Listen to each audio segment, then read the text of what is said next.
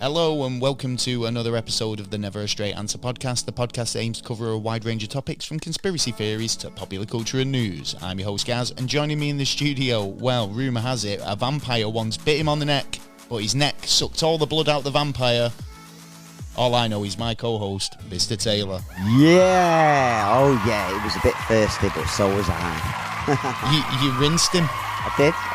That's what, temptation. Yeah, I mean, don't be coming all creature of the night with Taylor, because he's way more creature of the night. Oh yeah. He's the nightiest owl around, actually. He's the Halloween king, the pumpkin king. The pumpkin king. Yeah. Well, it is Halloween, and thank you for joining us for a happy Halloween episode. Yes, happy Halloween. Happy Spooky Halloween. wooky to you. Happy Halloween. Yeah. Welcome to the show, and thank you for joining us. Yeah. It's going to be a spooky episode this week. It is. So whether you are a new visitor or a repeat offender, or a ghost, welcome along. Or a ghost, yeah. My mate Alan. Yeah. If you've not met my ghost friend Alan. Oh, yeah. Throwing books about earlier, but Taylor's having none of it. No. It's fucking serious, yeah. He went about fucking lobbed it across the room, and he's like, nah, it was the wind. Yeah. It was like the wind. There's no breeze in here, It was a wind from someone's ass. You're talking out of yours. I swear that was Alan. Alan was on the rampage in my house. He is. Anyway. Like I say, this week is Halloween. It's Halloween like in the next couple of days, actually. So we're going to be taking a look at some of the creepiest creepypasta stories that we can find. So take your seat by the campfire and prepare to be chilled to the bone. And don't forget your marshmallows. Oh, yeah. Don't forget your marshmallows and your diapers. Oh, yeah. Because you're going to shit yourself. You're not going to shit yourself. Not. They're not that spooky. Well, you might find them spooky. Yeah, you never know. Yeah. Well, anyway, that was coming up later on in the show. It is. Not very later, pretty soon, actually. In the grand scheme of things, it's like imminent. Yeah, couple of minutes.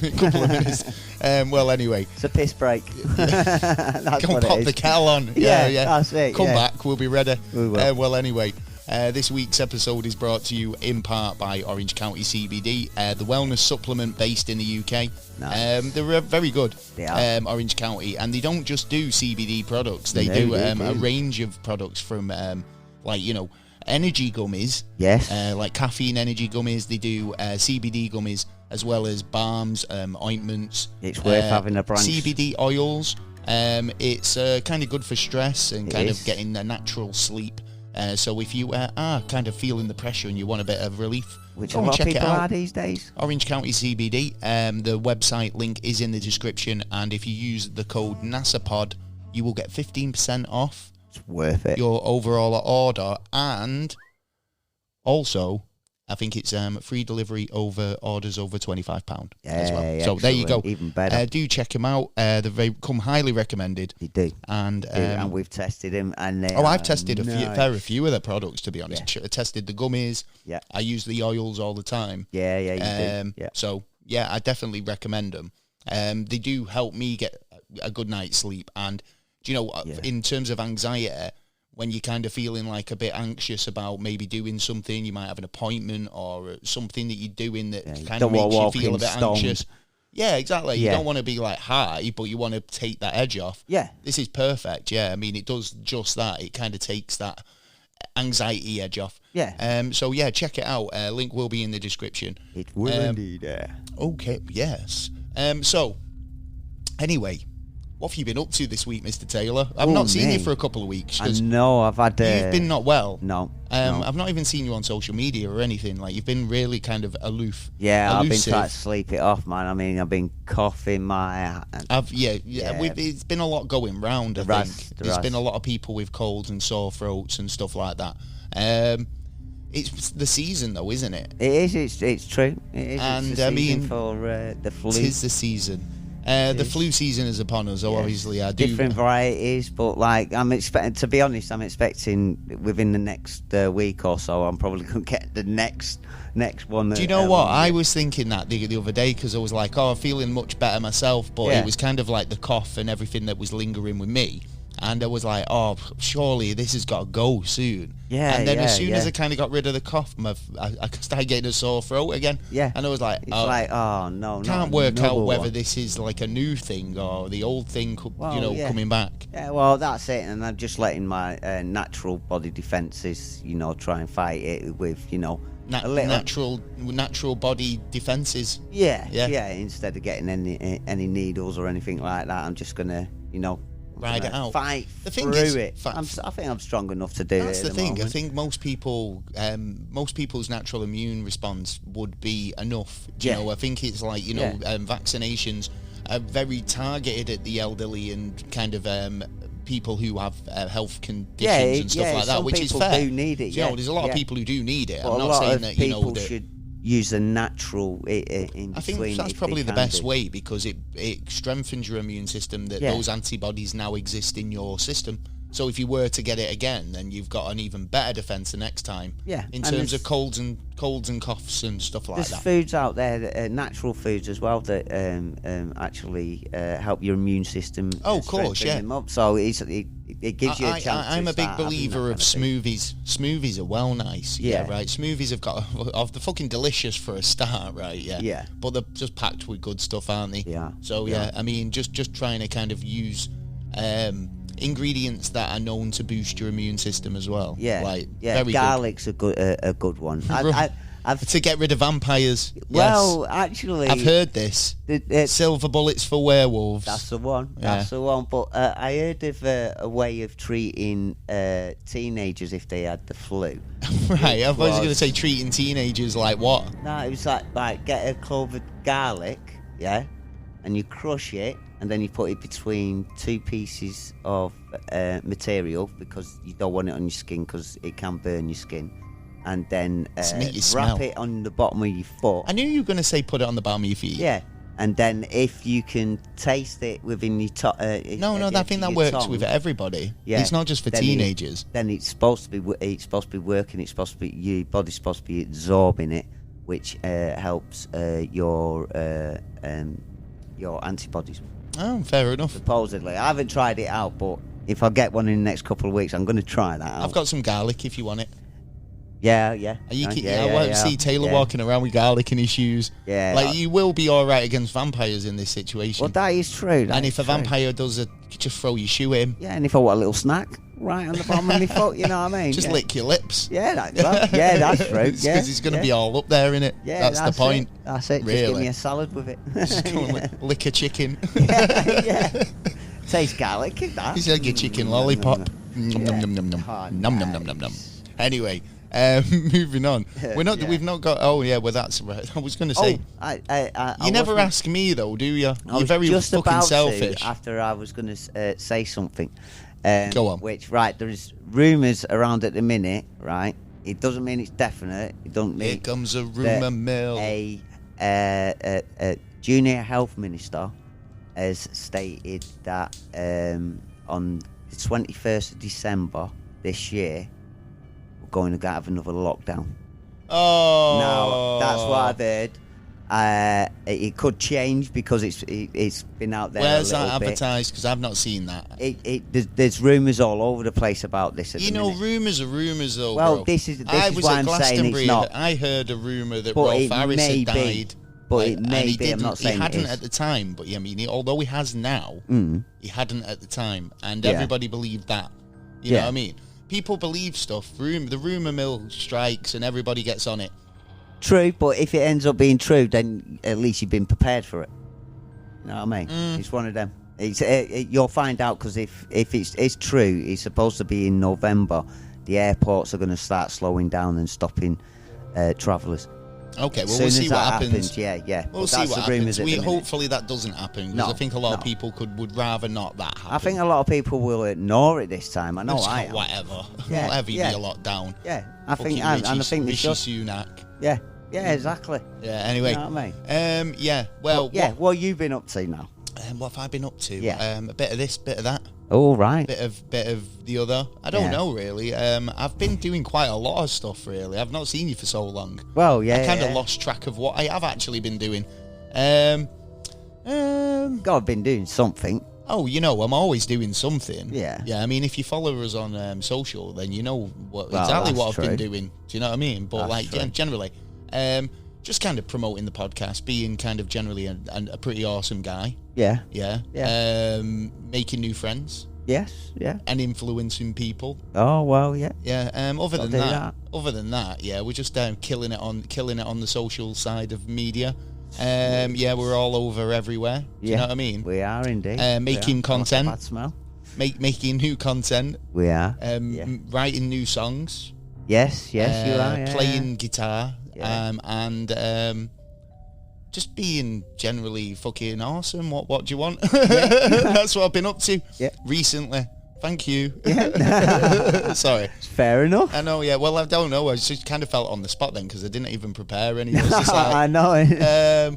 What have I been doing recently? I feel like I've been doing not much. Been doing a bit of photography? I have been doing I've been doing a bit of photography, and also in the podcasting sense, this was really cool actually because I was asked to be a consultant. Oh.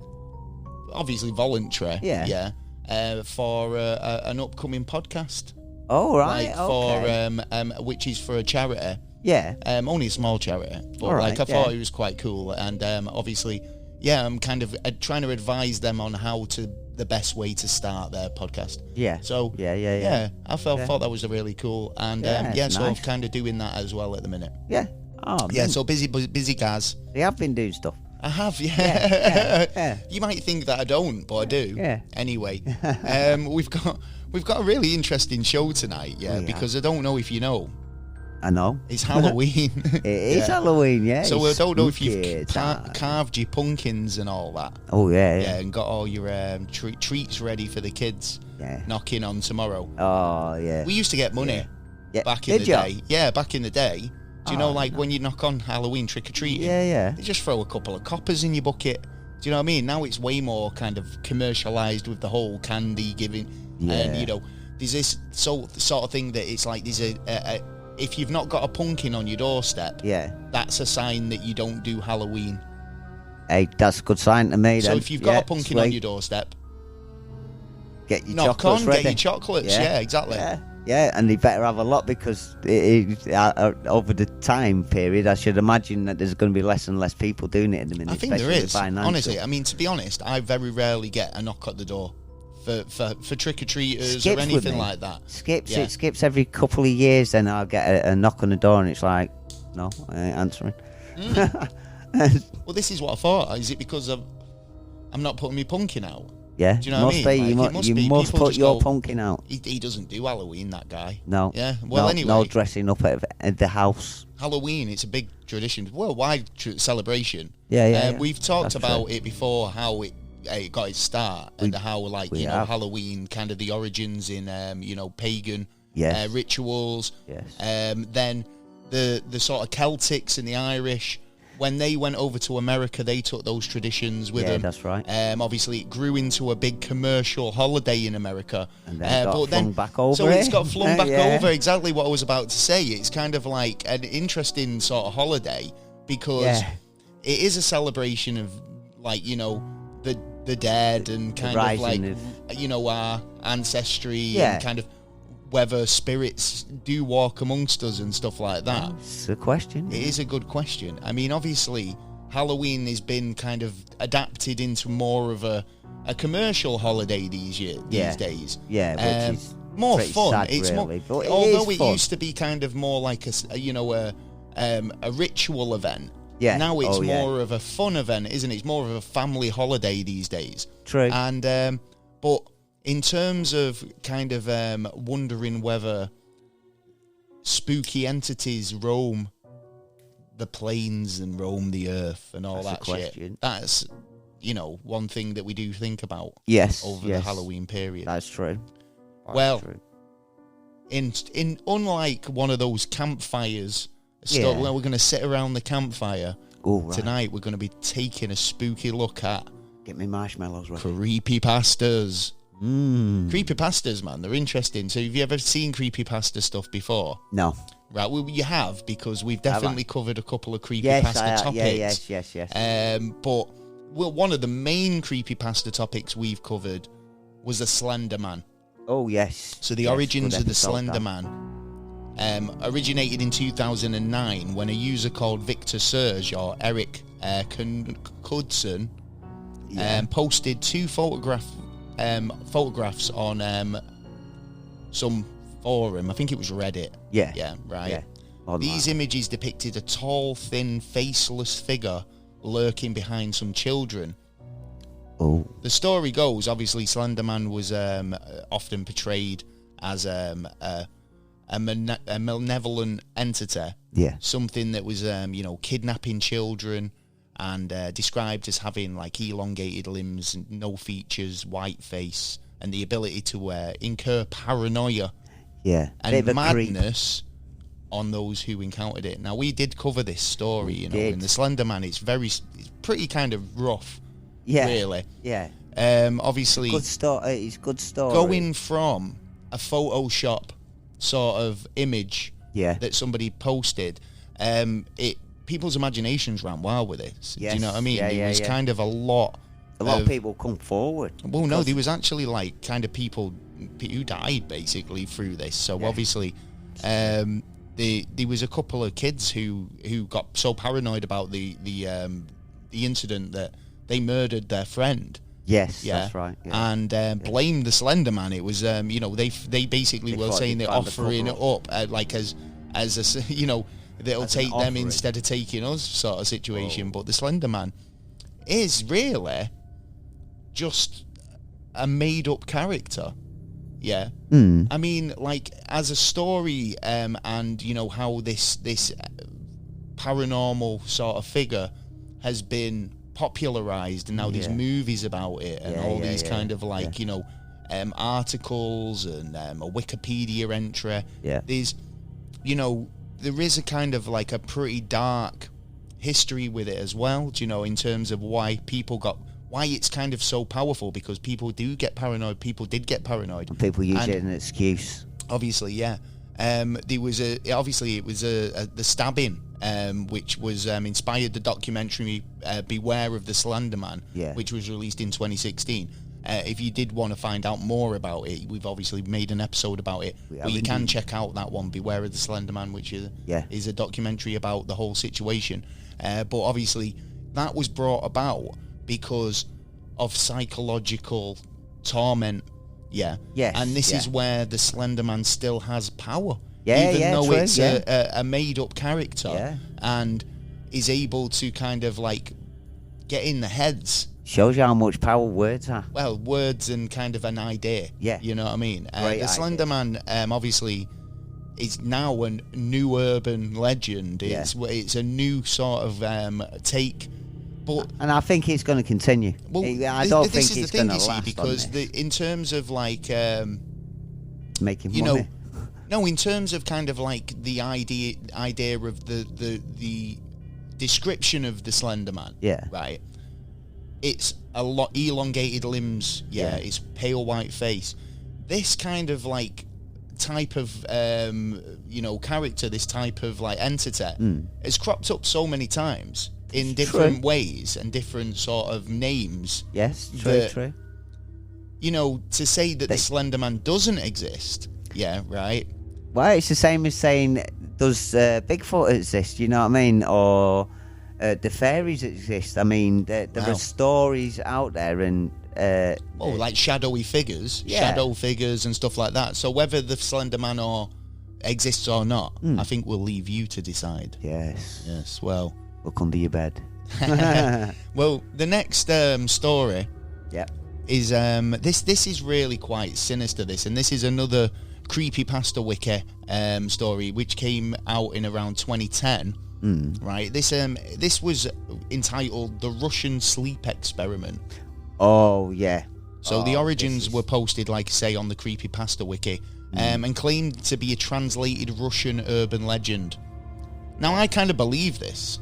In some ways, because obviously we've talked about how the CIA operate and like other I believe it had an operation name. Governmental organisations, in terms of extracting information and wondering what would work and what doesn't work. If you think about it, like when Russia's got like another country goes too far, and that seems to be how America does, but on the down quiet. Yeah. You know what I mean? Because they all do it. It's just they don't want to show you it.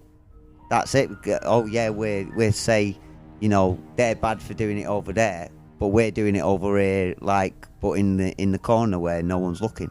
Yeah. And they all do it. Well, the story recounts an experiment that was set in 1947. A covert Soviet test facility basically was doing the test. Yeah. 5 prisoners were deemed enemies of the state and kept in a sealed gas chamber with this, this experimental gas base, basically. Yeah. The compound basically caused them to kind of go really fucking psychopathic. They all went. They went quiet.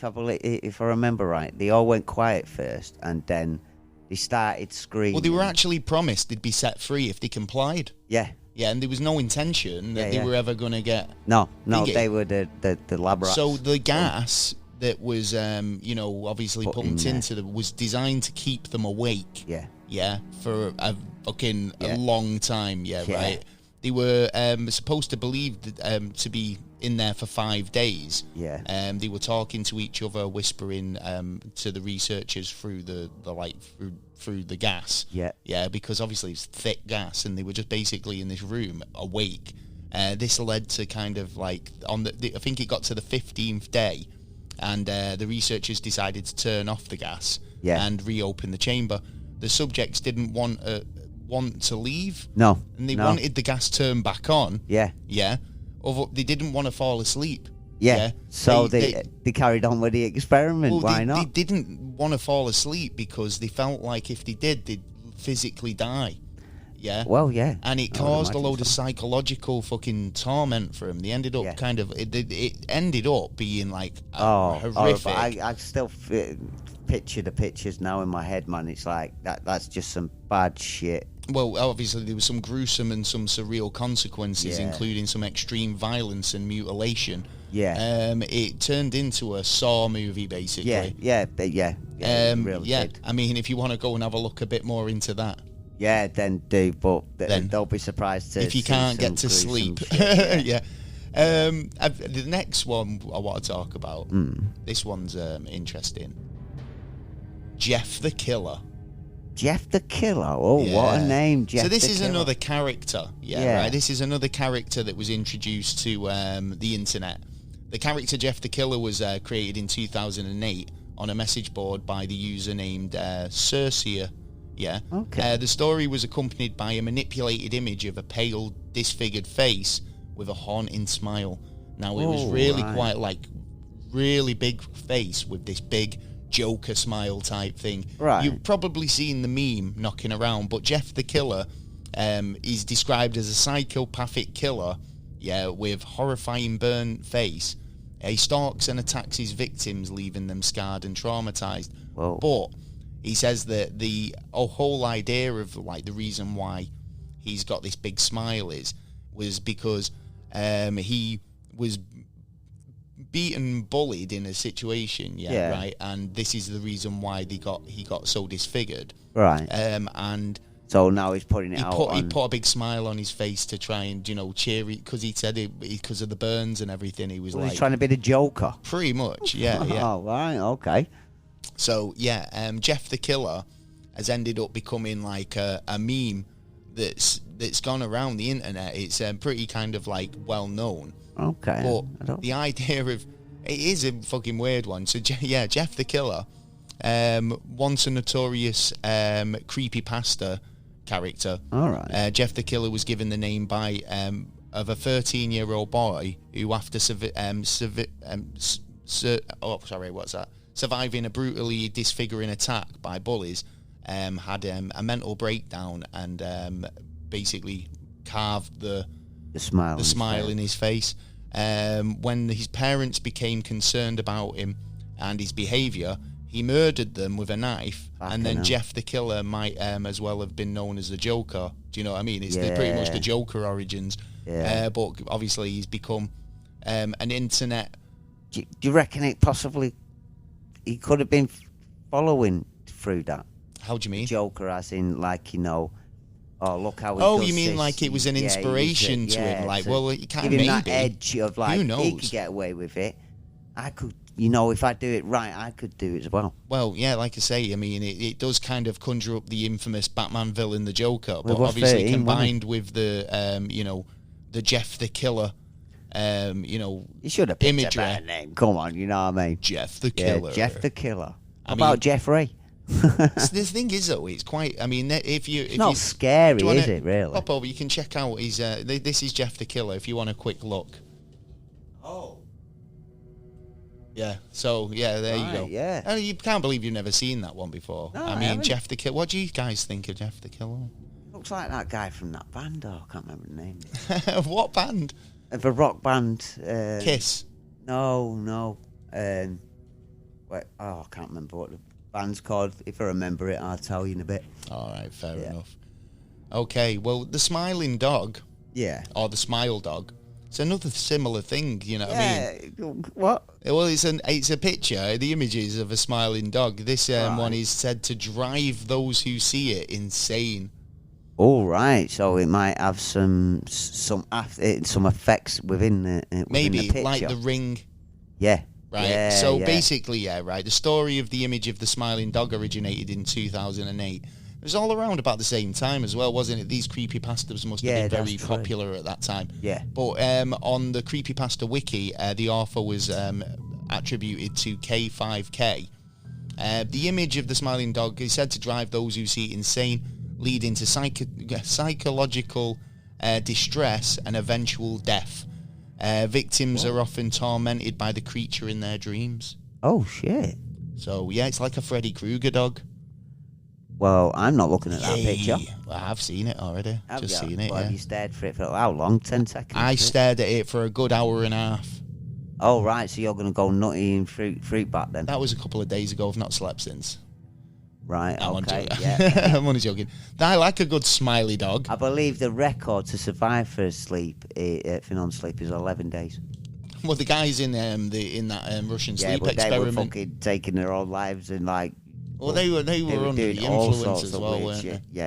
Yeah, and plus we don't know exactly what was in that gas. Could it have like had some effect of been letting them last a bit longer? So where do you think this kind of idea that we can be?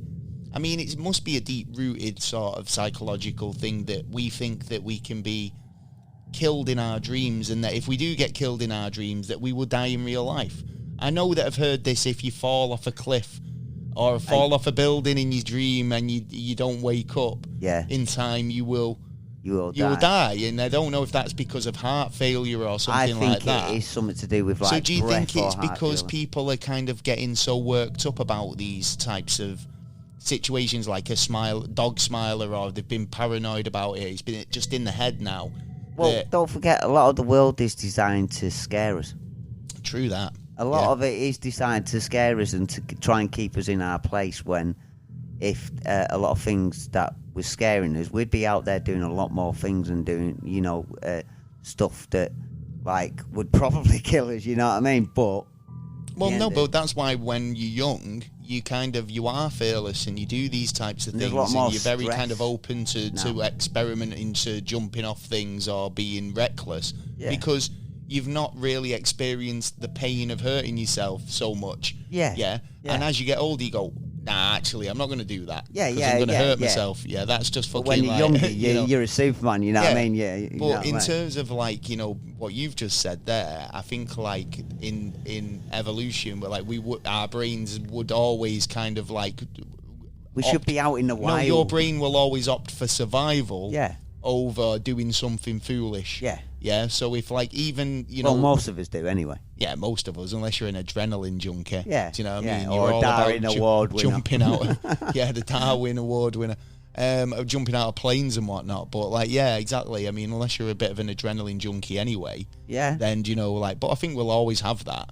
Do you know Yeah, what I mean? I think we're those still are the in our people. prime rates, aren't I'd we? say Yeah. even in the like if we're going back in the day to all like cavemen things, like Yeah. I think those guys were essential Yeah, because they're the guys who probably wrestle the tiger down to the ground Yeah. to bring the meat home. Yeah. Do you know what I mean? Because he enjoyed it. Yeah. Do you know what I mean? Like, Yeah. But then if we carried on in that stage, we would have no animals. We would starve to death anyway. And like, I think we've lost our way. I think we've designed our way. You do go off topic. Halloween episode. It is. Like, anyway, Ben Drowned. Yeah. Oh, another one. This is another creepypasta story based on supposed. These are not scary names, I must admit. I know, yeah. But I mean, it doesn't have to be, does it? It's the situation. Yeah. Right? I mean, tell us. You can give it a bit of flair. I did my research and I said, find me the scariest creepypasta stories going, and this is what he came up with. So, you know what I mean? This is what the internet had to say for itself. So, don't blame me. No, right? Well, Ben Drowned, it was a story that emerged in 2010 on a creepypasta-based supported, message board. Yeah. It was supposed to be about a haunted Legend of Zelda cartridge. Yeah. Right, yeah. So do you know where you get your game cartridges? Yeah. Right. Yeah. This cartridge was supposed to be haunted. It was a haunted Legend of Zelda game. Right. Yeah. Okay. What was it? The 166 fucking one. Yeah. It was an N64. Yeah. Oh wait, no. So it was I get you. It was the 666 produced one. Right. Yeah. Maybe. Hey, right. Well, this Legend of Zelda was haunted by all accounts. It follows the experiences of a player who begin to encounter disturbing supernatural events whilst playing the game. These events seem to blur the lines between the game's world and reality. Okay. So he's gone into 3D. Gone from 3D. He turned into Zelda style collecting coins. Yeah. No, I don't know. I mean, like, I'll find you some more information about it. But like the idea between like having, Well, we did an episode on games and weird things that were in some games as well, weren't we? Yeah, Polybius. So yes, we'll talk about Polybius in a minute. But the Ben Drowned was first published online, obviously. It describes like there was actually a web series about and chapters about this, which was released daily between the 7th of September and the 15th of September 2010. Oh, interesting. On 4chan as well as Creepypasta. Yeah. Known as the Haunted Cartridge at first. The second arc was called The Moonchild, and then began on the 17th, running until July the 15th. But the story itself, obviously it was figuring out this strange game he bought. The story went viral and obviously viewers were pretty captivated by it. Yeah, I think you would. The whole thing was kind of like really creepy. I do recommend you check it out. Yes. Obviously there's so much to this. We could actually do a full episode on this, to be honest. We might do in the future. Do, if you wanted to know what more about it, is the Haunted Masks is it Majora's Mask cartridge? Oh, right, that's a mouthful. Yeah, and it's about the Legend of Zelda game, which again was around about 2010 for the N64. Yeah. Wow. Yeah. These aren't very scary. They aren't really. It's not like any poltergeist or... no, I know, but this is what I was saying. They're just creepy, aren't they? Well, we've got a couple more. Yeah, right, we have. We've got enough to scare you on the campfire. Right, well, the Rake.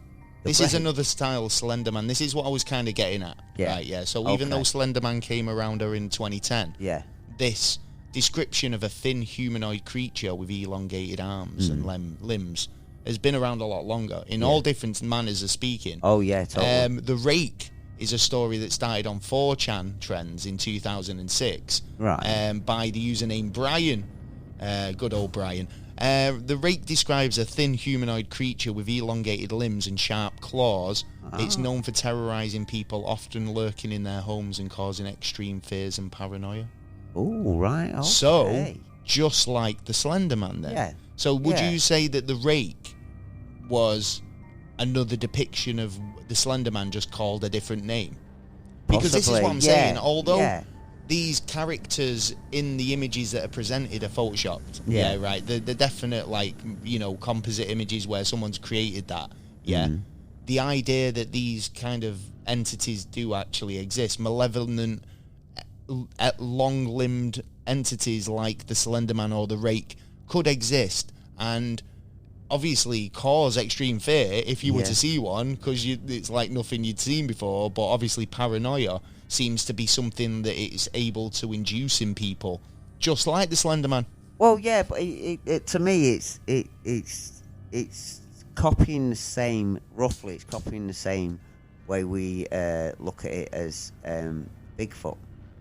All around the world, there's all kind of different ones. Do see you brought up Bigfoot twice now. Have you been watching Bigfoot stories? No, it's just it just makes me think that it's like it's roughly the same thing. If it's real, right? Well, you know, we've got stories about the encounters. If it's not real, then people have been using that and hoaxing along. So it's like a community kind of thing. You know what I mean? Yeah, I get you. But it's it just they're like similar. You know what I mean? They're legends or they're true.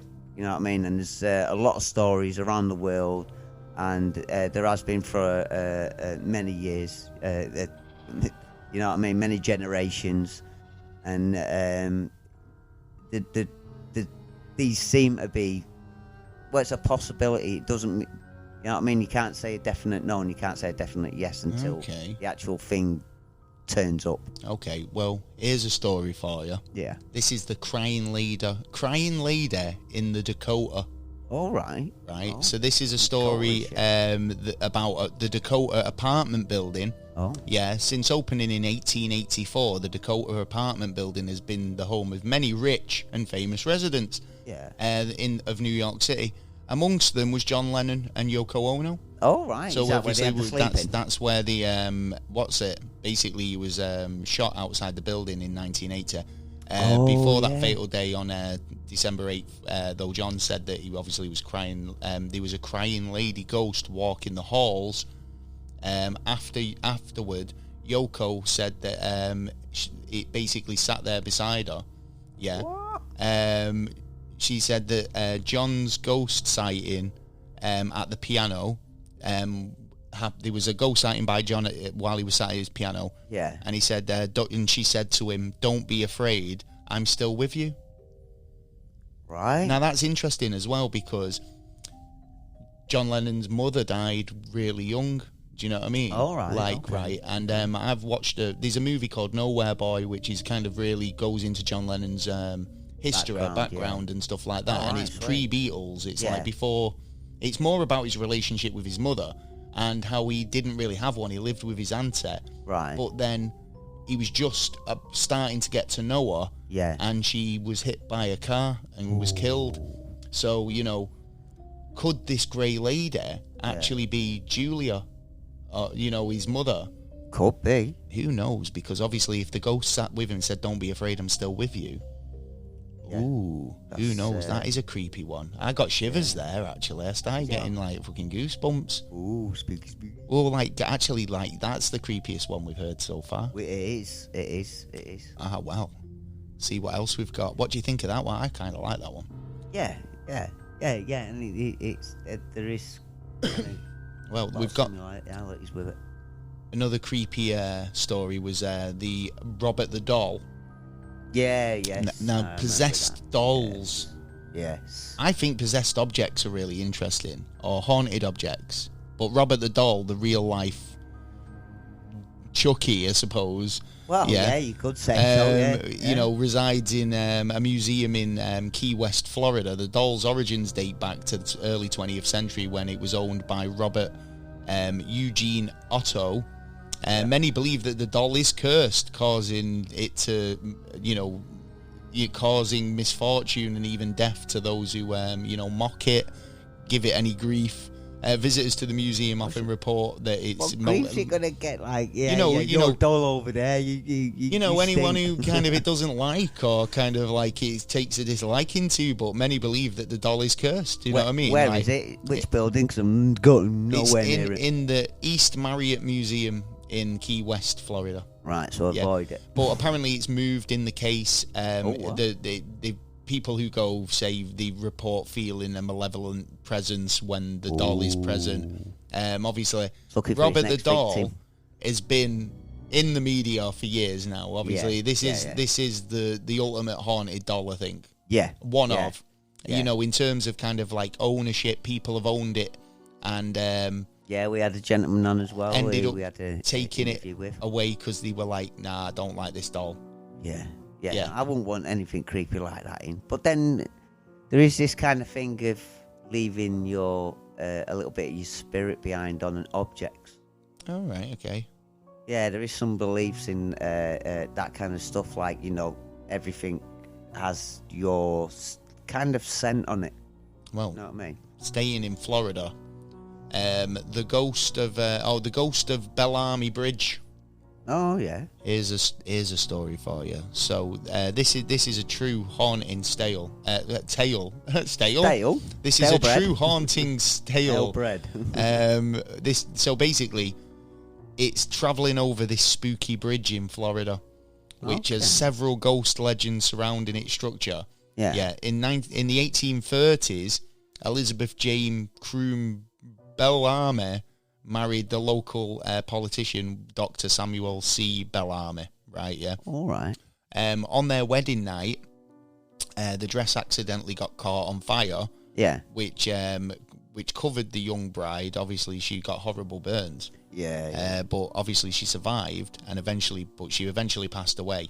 Elizabeth was burnt along the bank of the river, and it said that her husband was so kind of like, you know, the love was so strong Yeah. that she couldn't rest, basically. Okay. And So she was in. obviously she's in a wedding dress as well, right? So Yeah. now reports of this ghost appearing. She appears rather on fire, Right. either walking through the swamp or diving straight into the river, as as to douse the flames. Oh yeah. But obviously, people have walked down the river, and there's so many sightings of her, which Ooh. is very creepy.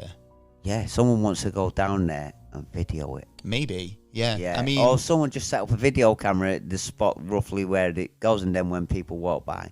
right. Well, here's our last story, right? yeah. And this is a creepy one. This is a right? chiller. So this is the Zombie Road All right. in Willwood, Missouri. Oh right. So just outside St. Louis lies Zombie Road. Yeah. It's like, Funny name to call the road. apparently it's like an absolute ghost city. Ghost activity is like Big. big there. Yeah, it's a hotbed. So Yeah, it's probably on a ley line or something like there's that. so many scary stories from this one particular road. Yeah, Right. it's called Layla Ford Road, which is its actual name. Right. But it's become to be known as Zombie Road because of all of the Creepy things shit. that people see on there. Right. They've seen Like what? spirits wandering in search of victims,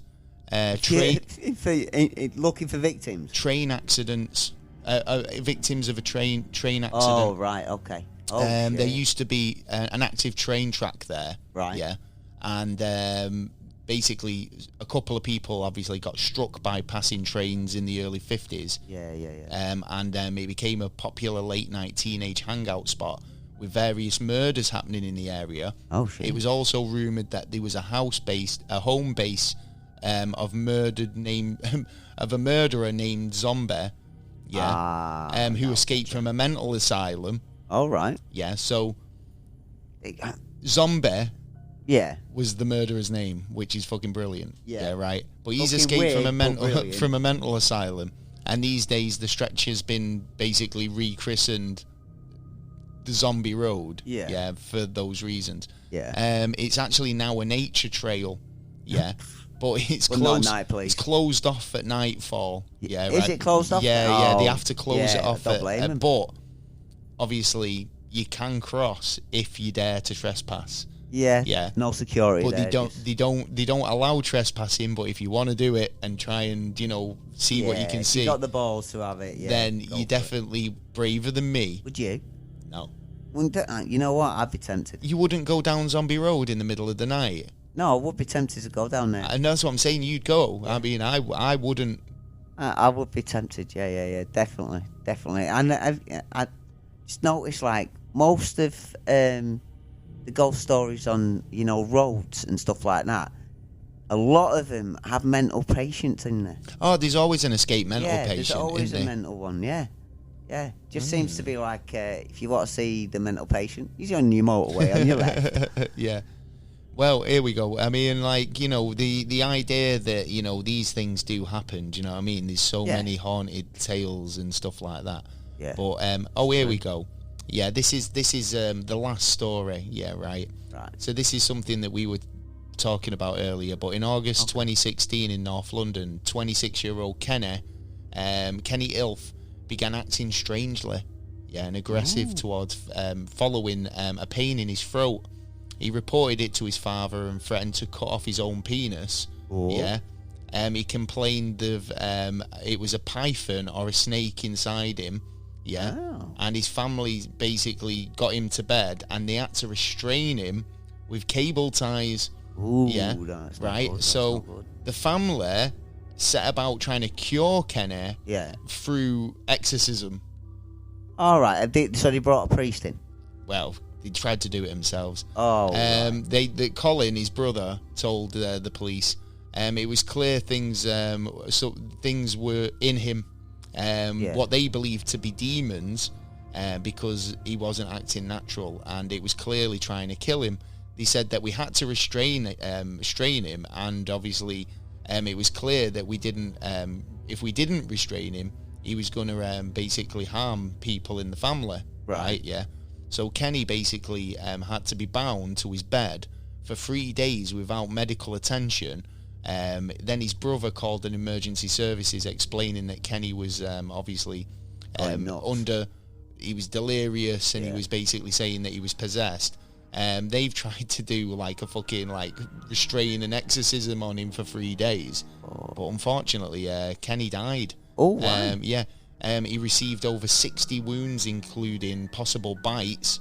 What the? Yeah, there was bites on Kenny's body, and his father Kenny's basically said that there was 4 of them, the 4 brothers and the dad. Yeah, obviously trying to sort him out. Yeah. Well, no, I mean, I was going to say, because, obviously there was a post-mortem examined over 60 wounds. But, they've been acquitted now. Because, have they been acquitted? Yeah, because, right. obviously... I'm here thinking that, you know what, they might have just, kind of cultist into the religion, into the church, and then going oh, well, he's going off and, doing something wrong. We've got to get the devil out of him. And right. Oh, that's what they were like. Yeah, so apparently they've Kenny was told that apparently he was ordered his son to take shifts. Ordered his sons to take shifts looking over him. Yeah. He said there was overwhelming forces, but denied that they were in any sort of cult or occultists or any secret societies. Yeah. This was, Kenneth's dad, I think. There was Kennedy. Yeah, Kennedy and Kenneth. Right. Yeah, I think so. I don't know. Well, no. Sorry, Kennedy's wife's family. Yeah, so Kennedy must have been the dad. Right. And Kenny was the kid, and Kenneth Senior was the dad. Potentially. Right. I don't know. Anyway. It's a good little story. But the fucking actually, like the fact that he was about his trying to cut his own Todd off because he thought it was a demon snake inside him. That's pretty kind of... Well, yeah, but then if a member of your family or someone did that and you tied them to the bed, first thing you do is go and get emergency services. Exactly. Why they had to keep him there for 3 days. Yeah, exactly. Oh, well, we'll throw a bit of holy water on him and say a few words. Yeah, try and do an exorcist on him. Yeah. Exorcism on him. Right, well, there you go. I hope these were creepy enough for you guys. Yeah. Yeah. If you've got any kind of questions or suggestions or comments about any of the creepy stories you've heard, some of them you might think that wasn't scary at all. Yeah. Let us know. Yeah. If you've got a scarier campfire story, let us know. Honestly, because I want to check them out. Cause we're looking at it and we'll have a look. Do a story on it. Yeah. Well, we've got loads coming up still. We've still got the news, which is coming up. Oh, actually, firstly, I want to give some shout-outs. Yeah. We've got loads of shout-outs for subscribers over on TikTok. Firstly, we've got Oliver Complexity. Thank you so much for subscribing. John, thanks so much. We've got a big shout-out to Joe. Oh, yeah. Big shout-out to Benjamin. Nice. Also, big shout-out to the Black Nun. Thank you. Louisa, thank you so much for the support. And Mans, thank you so much. Vicky, thank you so much for your support. Thanks, Vix. Quotes for the boys. Quotes for the boys. Thank you so much for the support. Erda from Finland. Erda. Much love.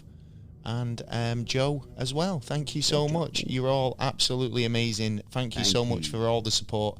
For subscribing. You can subscribe on TikTok for extra content, but you can also subscribe for extra content over on Spotify. You can. Yeah. And it's well worth it. There's Definitely. loads of extra podcasts over there. Yes. £1.99. Super cheap. Yeah. Please go and subscribe. Yeah, definitely. Right, well, we've got some news coming up, and it's coming up right about now. It's the news. Boom, boom. Shabba. Yep, we've got all the news. I'm going to kick off the news. Well, we've looked around for a good solid 20 minutes. 20 minutes, yeah, and we found some solid 20-minute news. The first story I'm going to go with is Elon Musk. Oh, what's he up to today, versus Wikipedia. Oh, right. Yeah, so this is the billionaire Elon Musk offered Wikipedia, the free online encyclopedia, $1 billion. Oh. Under the condition that they change the name. Oh, yeah, do it. They need the money. Well, they do actually, because obviously they're a non-profit, so they do have running costs, and they actually have servers to run and electricity and all the rest of it. Like they're a business, but they are a non-profit business. Yeah. They do rely on a lot of kind of donations, Support. so they do post on their website. They do About needing donations to survive. Just need a strong millionaire. Elon Musk, so, is being a bit kind of arsey with them. Yeah. And this has come about because they posted a thing saying they needed funds. Yeah. And Elon Musk has kind of like taken offence to it and posted, have you ever wondered why the Wikipedia forum wants so much money? It certainly isn't needed to operate Wikipedia, he wrote on X. You could literally fit a copy of all the entire text on your phone, so what's the money for?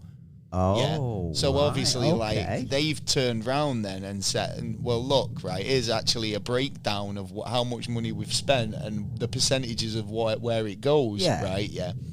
So Elon Musk's turned around and said, obviously, if you change your name, I'll give you $1 billion. Oh, it's worth it. Yeah, well, you might think so. Depends what they want him to change the name to, really, doesn't it? That is true. Well, do you know what Elon's asked him to change it to? Funny. Close. Dickopedia. Dickopedia. Yeah, change the name to Dickopedia, like and we'll give you $1 billion. Hey, I think they should do it. I think they should do it. Honestly, because I mean that's going to secure your financial future. Yeah. For your site for time to come. I mean, like the note the organisation basically put forward about their expenditure. Yeah. Since I'm assuming this is from when it started. Yeah. As operating costs of 146 million. And has left he left a bullet list specifying where the money's gone by percentage. So I mean, obviously they do have running costs. Well, yeah, not much, but like you said, that billion are doing for nicely. Now Wikipedia handles over 25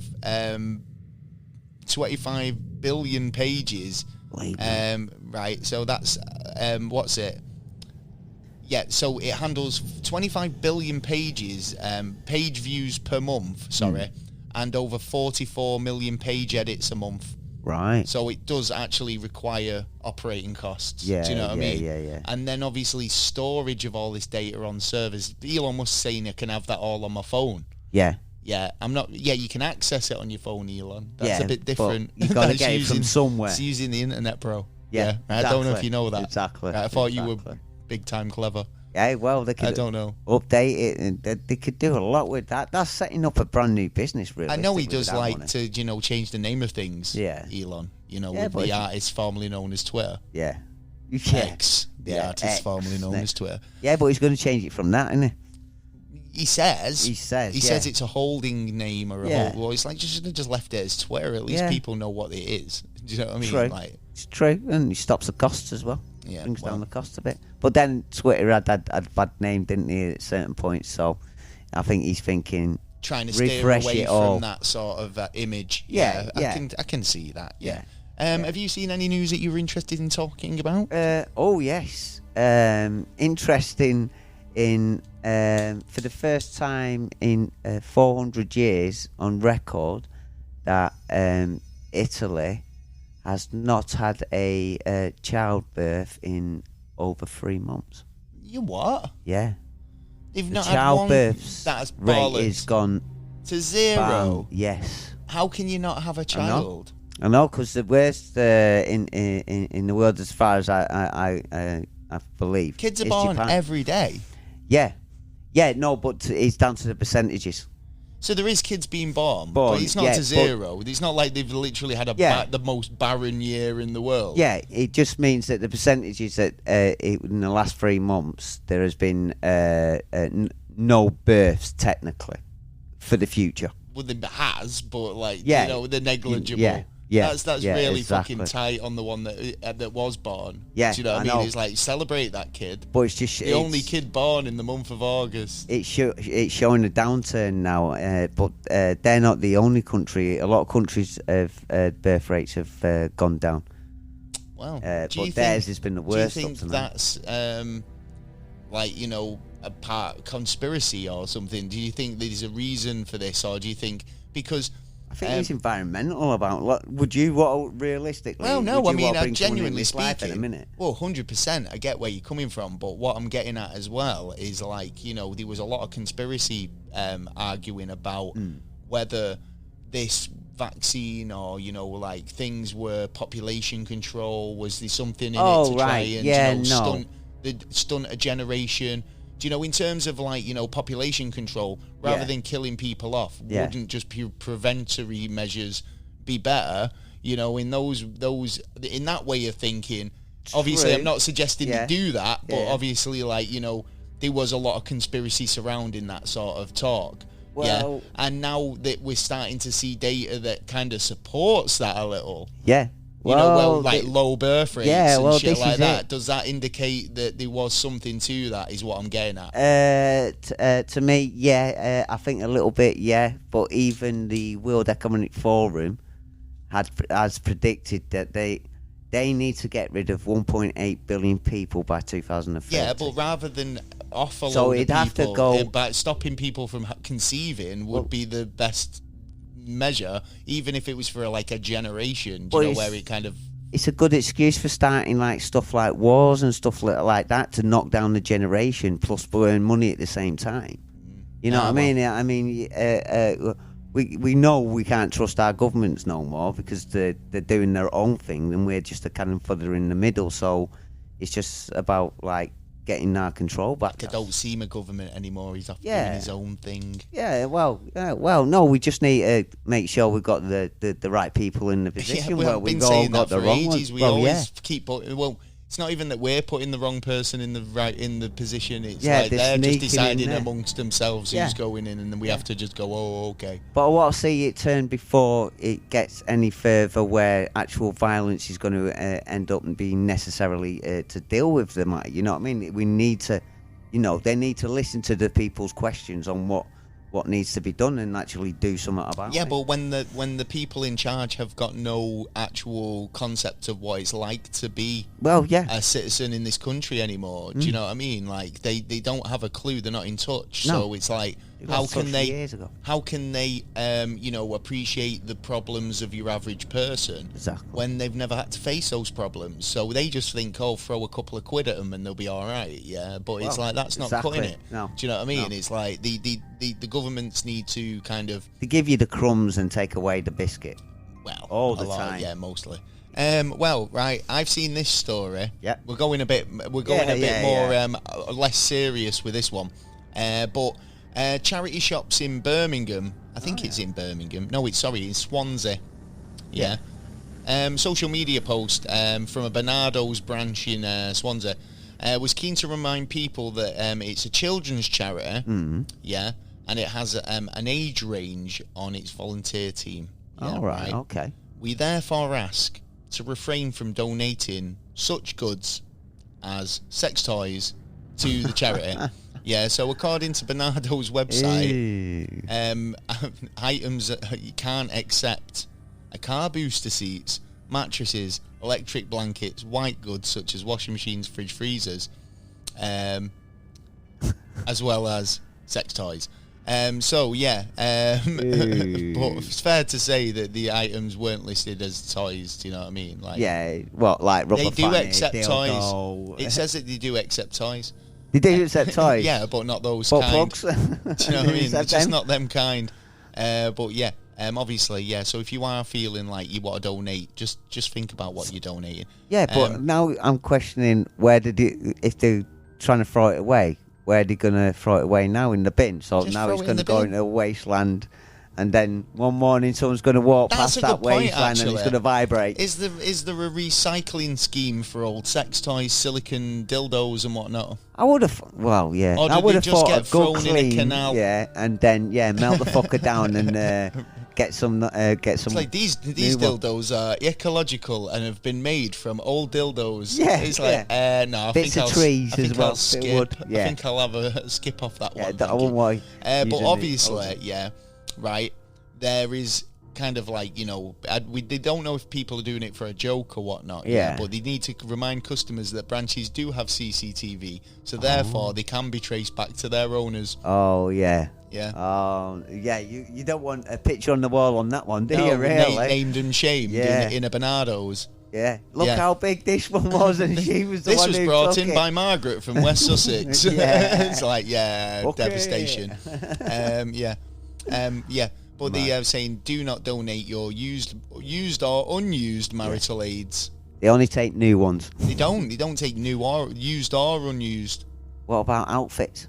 Like kinky kinky outfits. like Bit of a teddy or something. maybe like a maid's outfit and stuff Yeah, like that. yeah. They'll probably put it in the fancy dress department. Well, yeah, that's true. That's Yeah. true. Well, That's true. the first ever Florida Man Games is about to take place. Huh? Yeah, it's a true thing. The Florida Man Games. The Florida Man Games. Yeah, man. So the Florida Man Games is going to include such events as beer belly wrestling, All right, okay. evading arrest, Evading arrest, I like that one. Last cops and robbers. and obstacle courses. I think that. this is brilliant. Yeah, So yeah. it ain't the Olympics, but a group of Floridians have planned to host their own competition themed occasion. Yeah. They're basically doing a whole range of Olympic style events, including gator wrestling, Gator wrestling. Yeah. Well, I don't think I take part in that one. beer loving, Beer loving. yeah, oh my god, evading the police or Yeah. evading arrest. I like that. I like that. The Florida Man Games is described as the competition, as the biggest competition on Earth. Really? Yeah. The games Okay. will poke fun at the Florida's reputation. Right. And obviously, there's going to be Also going to have cocaine rounds and all that. yeah, then as exactly. well. Yeah, exactly. Right. Yeah. So it's going to have events involving guns, drugs, Oh, booze, and shit. reptiles. Oh, nice. Yeah. That's a night out. And some combining all four. Hey, that's a kinky night. Amongst so funny. Among the contestants planning for criminals. next February's Florida Games, they said they've got a load of contestants, but there's going to be officer. The police are obviously watching it. Oh, yeah, Yeah. they're going to take part. They need to in the cops and robbers In the part. cops and robbers bit. Yeah, I mean, I think we're going to be definitely keeping an eye on this one, but Yeah. the Florida Man concept is I hope they video this. it's kind of picking up a bit of traction. Obviously, it's got a Good. Twitter account which is Oh, _ Florida Man. All right, I might have a look at that. At _ Florida Man, the account obviously, which is it's got real life stories, world's worst superheroes. It's got the headlines such as Florida Man firebombs garage. You know what I mean? shit. I feel like it's Is that quite. part of the games? It's definitely kind of leaning into the reputation of of Florida. Florida, yeah. Yeah, 100%. Can't wait to see the Florida Man games. Yeah, I hope that. I'd love to see that. It's going to be on YouTube, isn't it? I'm going to definitely look for that. Yeah, I am as well. I am. That should be good, that. Okay. Have you got any news that you'd like to talk about? Yeah, there's our Prime Minister last week announced that they are banning cigarettes within England by 2030. Now, I heard that they were going to be doing the thing where they're going to raise the age. Yeah, so like kids of 14... Yeah, that's already started. Won't be able to ever buy cigarettes. Yeah, because by the time the age is always going to increase. Yeah, but you're now telling me that they're going to totally ban them by 2030. Yeah, 2030 is the deadline. I didn't realise we lived in a police state where prohibition was like a thing. Yeah, I didn't realise that. They've been sneaking it up on us, but now I understand that smoking's bad for you. Yeah, right? But it's still I'd never encourage anybody to start. Right. Yeah. What about all the people who currently smoke, who are over the age limit, who are allowed to smoke? It's going to have to go underground, and it will go underground. Well, that's the thing, though. The police will be like, you'll be seeing it on the news where it's like, we've just bust a grow. Yeah, it's back to the 80s. To be honest, it wasn't even cannabis; it was tobacco. Yeah. And we're, like fucking growing. And then to be honest, I bet the quality of tobacco goes up because there'll be less chemicals in it, more organic. I don't know. Well, it depends where you get it from, don't you? Because there'd be no standards then. There'd be no EC standards. It'd be just like, let's take that away from Colombia or... Oh, yeah, because, if you've ever smoked a snide cig, not a legitimate branded cig, where it's like, we've all bought one occasionally. Like, if you buy him, someone goes, cig's cheap from this guy. Yeah. And then you smoke it and go, oh, that doesn't taste right. No. That's the quality you're going to get. Yeah. You don't want... unless you got a good guy who knows what he's doing, you know what I mean, and get... Because they're still going to sell the cigarettes. I just think that, how are they going to sell the cigarettes if they're banned? Because the cigarettes will be sold in other countries, like they're big in Africa at the minute. Well, actually, they're just big in other countries, aren't they? So even if you ban them here, they'll be import, won't they? People will be like black market importing cigarettes, but that's going to cause more of a problem. Do you know what I mean? Yeah. I think the idea of phasing them out is a good idea because it'll get to a point where nobody would have ever started smoking because they weren't ever allowed old enough to buy them. So at some point, once this generation has died off, there'll be a whole new generation who never smoked and never will. Oh, right. Yeah. That's the best way of looking at it. By going, actually, no, guys, there's a cut-off point. It's going to be in about 4 years' time, 5 years' time. You're never going to be able to buy cigarettes in this country again. That puts, pressure on people. Do you know what I mean? Well, it's happened with the cars. No, but that's what I'm saying. By naturally phasing it out in the way that they proposed is the best way to do it. Because, I say, but they need a deadline. You get a new generation of people who never even took up the habit. Whereas at the moment, we do have people who did unfortunately take up the habit. Yeah. So they need to kind of. But then you're going to get 40-year-olds coming in and going needing ID. No, and you won't. 41, and so no, you won't, because it's only the only people in this country now, right, who will not be able to smoke ever are 14-year-olds. Yeah. Because by the time it's all implemented and stuff, it's already in place. Right. Well, they're already a year behind. So anybody a couple of years older, me, you, we're ahead of the game. Yeah. Right. It's never going to get to the point where they ban me from and I need ID. Well, do you know what I mean? I'm always going to be a few years ahead of that, right? I just know it's cigarettes. He hasn't said anything about tobacco, but I can see they will start phasing them out as well. Well, we'll see what happens. I feel like prohibition is a bit kind of a strong move. This is why I brought it up, because it's totally wrong. To be fair, I feel like they should be, but again, it's like, it's the same as...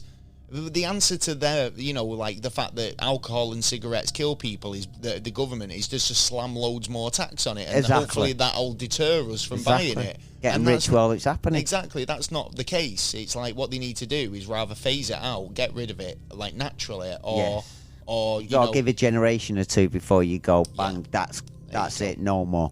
Right, well, there you go. Have you got anything else you want to talk about? Have you heard this about Boris Johnson joining? Oh, you've got GB Prime Minister News? talk. You haven't. What's Boris up to these days? He's joining GB News. He's not. He is. What, as a John presenter? Cleese isn't happy about it either because he's already on there. Surprised. John Cleese is? Yeah, John Cleese is on GB News. He's one of... Oh, right. I didn't realise he was, like John Cleese from Monty Python? Yeah. You don't, right? You'd be surprised how many people are on there now. Okay, you know what I'll I mean? have to check it out. Yeah, but, I yeah, didn't yeah. realise John Cleese was now a news mogul. Yeah, he's been on for ages. Is he like Piers Morgan? No. Is he just smack Manuel across the head every 5 minutes? I don't think I've seen much of him as I've been watching him. He might do sports. No, he has Or the weather. His own corner, I think, on a Sunday and just like sits down and chats with people, celebrities and that. Oh, fair enough. That sounds all right, actually. Have a look, because you'd be surprised how many people are in there now. So Boris Johnson's now Boris is going in there. Oh, my days. Yeah. Nobody's going to watch that. Oh, I don't know. You'd be surprised, I think. Because people are going to bring out... Don't forget, he makes the blunders all the time and he's a character to watch. That's one reason why he won somebody the election. said to me the other day, they said, I liked Boris Johnson. And I said, he wasn't the greatest Prime Minister we've ever had. Do you know what I mean? Well, like, he was a bit funny of a buffoon. yeah, you know what? So they'd still watch the monkey do his tricks, you know what I mean? Dance, monkey, dance. Yeah. Dance for me, monkey. And he'd be along with his dad as well. I think his dad's on there as well. Oh my days, family affair. Yeah. It's a family affair. It'd be funny though. They're the ones to watch. Imagine doing a series on the Boris. No. Well, check this story out. Yeah. Right. Did you know? Probably. That 10% of the internet, is encrypted by lava lamps. Huh? This is true. Yeah. So the lava lamp's taking over instead of the AI. It's the AI. Yeah, it's the lava lamps you got to watch. Yeah. It's like, the Matrix. Fuck the future. It's 1960s shit that's going to fuck us. Hey, hippie man. No, actually, 10% of the internet is actually encrypted by lava lamps. Really surprising. I will explain. Right. Yeah. So encryption on websites comes down to algorithms and kind of generating randomness. Right. So it's really difficult to generate randomness. Right, although you can kind of approximate randomness, you can't generate true randomness. Yeah, we can. AI can't. Right? Yeah, exactly. Yeah. Right, yeah. So, well, no, we can't even, right? True randomness is kind of like, your subconscious comes into play if you're doing it manually, but if you create a program, you can kind of get it, but you can't really truly get it. Hey, I've seen enough people on fucking drugs who are out there fucking head, who are talking pure bollocks, random. Total random. Yeah. Well, besides them, yeah, right. If you want to employ a load of fucking drug heads to fucking go random for you to encrypt the internet. Well, right. Well, what they do is there's a company, right, that's got a load of lava lamps set up, right, Okay. They take a photo of these lava lamps every couple, voyeurs. Yeah. Like, they take the pictures of the lava lamps, right, and obviously lava lamps move in a random, sort of kind of like manipulated way. They're in a glass case. As we think, well, if you think about it in a Matrix kind of way, then it wouldn't be. It will have a pattern. Right, okay. You know what I mean? Oh, so it's it stands. If it's computer code, even lava lamps. Yeah. So all right then. So if we lived in the Matrix, even a lava lamp would be coded. Yeah, you'd have to code it. It'd have a pattern to it. Yeah. All right. And we're designed to look for patterns. Fuck off. Right. Yeah. Well, funnily. Right, so what they do is they take a picture of these lava lamps at obviously different stages. All the blobs in the lava lamps are moving around at randomness. Yeah.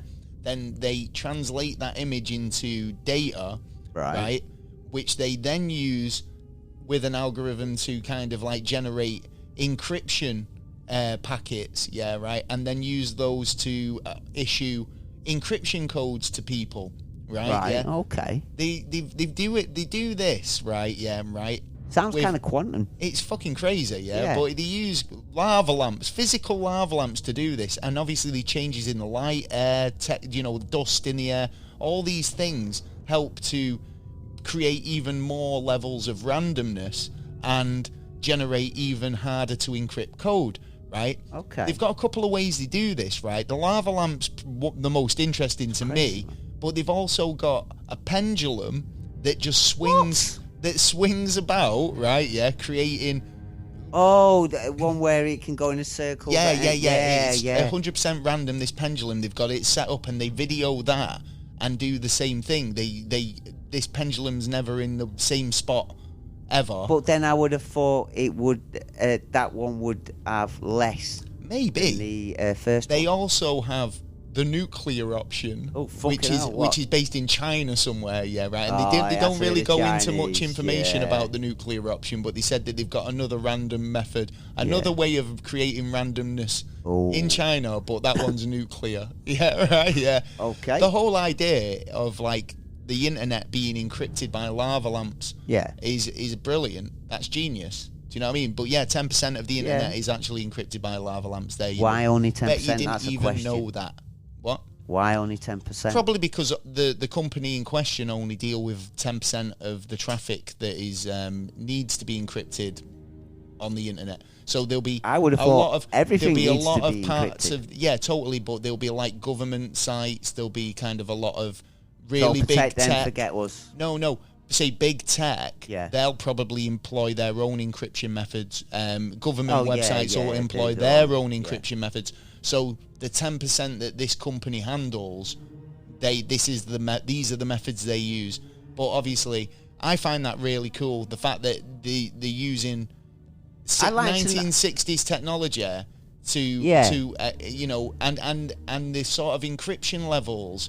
It's so complex that it'd take fucking time to do it. You'd have to brute You force. wouldn't have the time to do You'd it literally unless you were have to brute force the encryption. Yeah. Do you know what I mean? And it'd take fucking ages. Do you know what I mean? So if you know about hacking, I'm sure you'd fucking be like, I can do it. I can hack a lava lamp. Fucking try it then. Go for it. Yeah, because only by people trying that we find out if it works as well as we believe, and then we move on to the next. Because the story of Frank Abagnale. Yeah, okay. he was the world's greatest con man, and he was a check forger. Yeah. Right. So when the FBI actually caught him, right, he was so good at creating bank checks. Yeah. That they brought him on board in the FBI, and he ended up creating checks for the government that were so unforgeable, like with loads of security measures. Yeah. But he was originally the thief. Do you know what I mean? Yeah. So it takes somebody to be able to beat the system, to be able to show them where they're going wrong. Yeah. Do you know what I mean? So look at a lot of hackers. A lot of hackers who get caught get an option if they're really good to be a white hacker and work for government. Pay your penalty by working for us and looking at this, and this. But then in a kind of weird way, are they going to leak it? You got to trust them. Well, you got to be able to have that trust, and not only that, you're helping maybe those who are against us. Do you know what I mean? Yes. So it gives a lot more power to those who don't really deserve it. Totally. Have you got any more stories? Because I've got two joining stories in a second. I have Chandler out of Friends. Oh, no. Well, that's so sad. Then obviously, Just heard it this morning. It was like, what the fuck? I believe that he was battling with some demons. He was kind of having a bit of a bad time of it. The actor, Matthew Perry, who obviously has been known for playing the character Chandler Bing in the hit series Friends for so many years.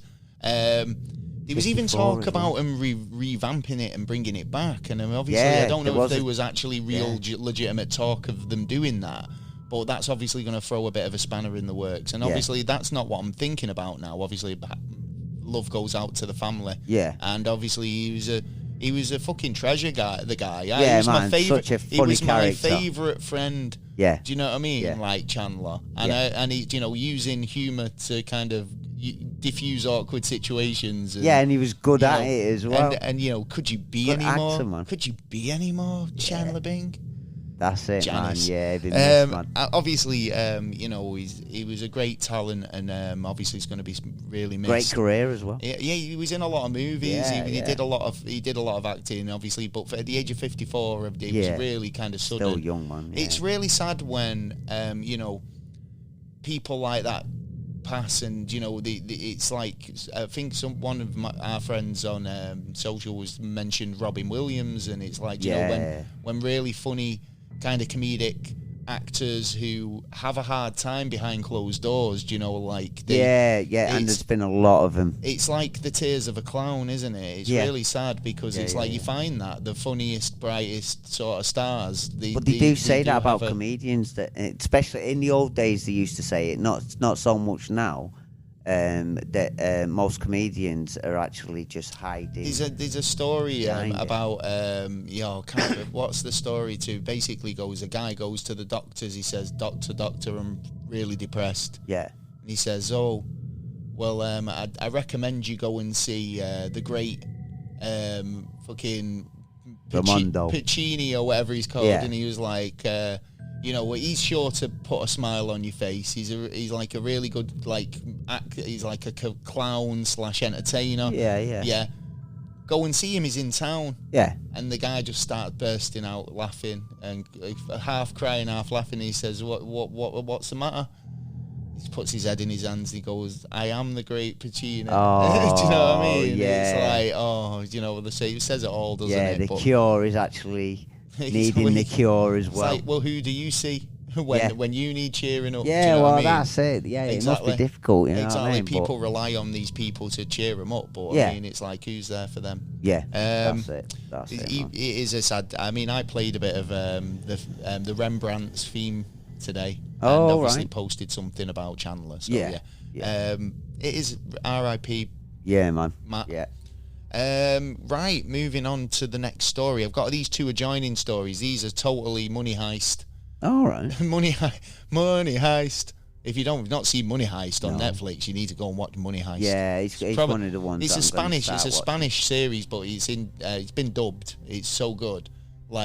Yeah, I don't mind it if they're dubbed. It's just when the dubbing's decent on it. I may not read. I think in terms of dubbing now, we're getting with AI and stuff. It can kind of track it a lot better, so it doesn't look as bad.